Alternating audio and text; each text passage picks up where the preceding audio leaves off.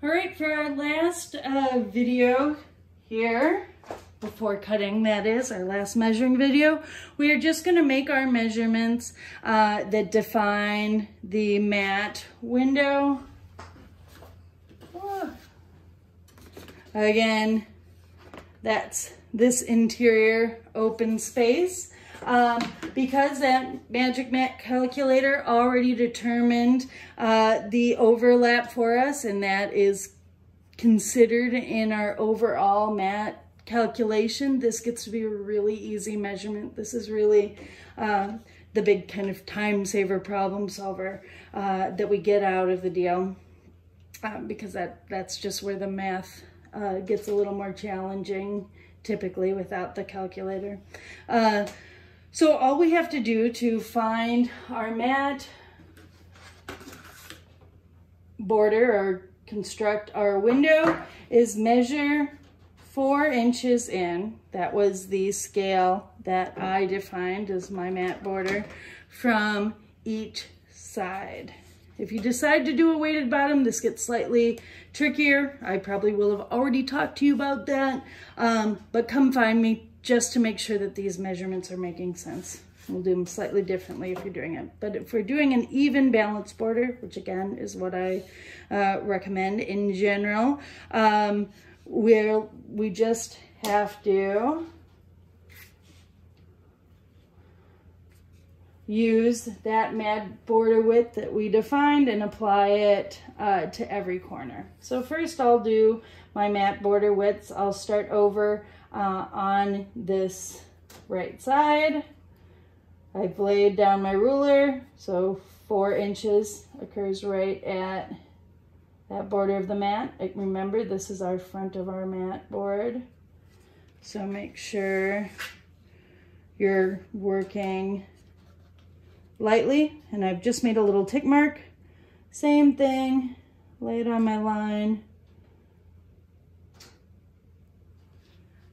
Make a 4-inch mark there, and then I'm going to lightly connect those dots.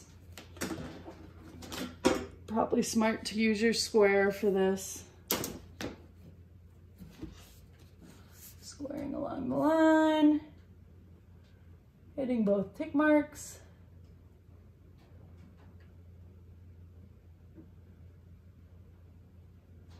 And that looks correct to me.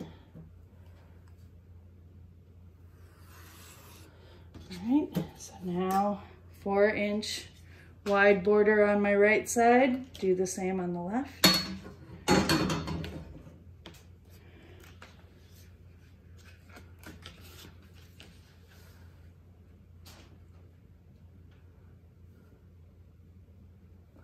The edge, tick mark at the 4. There we go. With the edge, and you can rotate your ruler however allows you to see things best.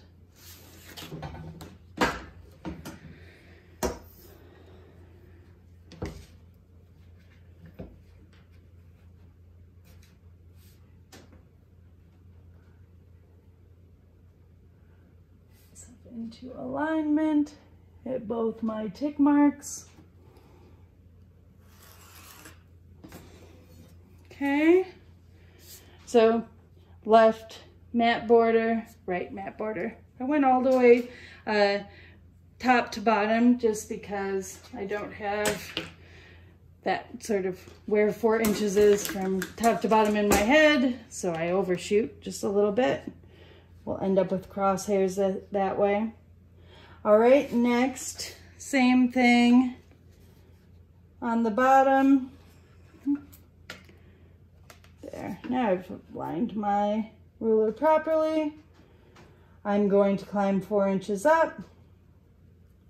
All right, from the bottom, and 4 inches down from the top. Same thing, and I can use either of these lines actually now.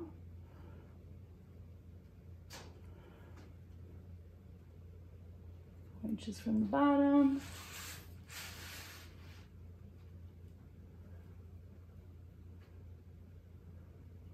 inches from the top. Use my square to verify I'm square.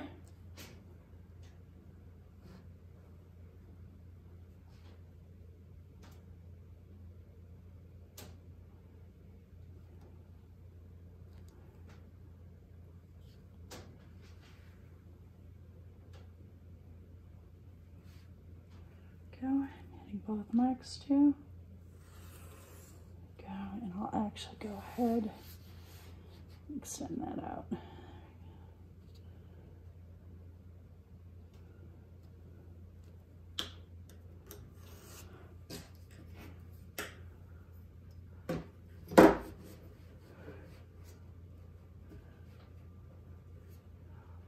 I will show you another reason it's nice to extend these lines in just a second.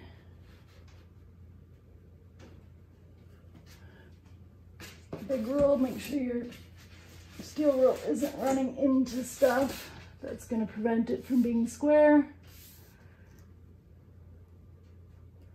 like mine just was. There we go.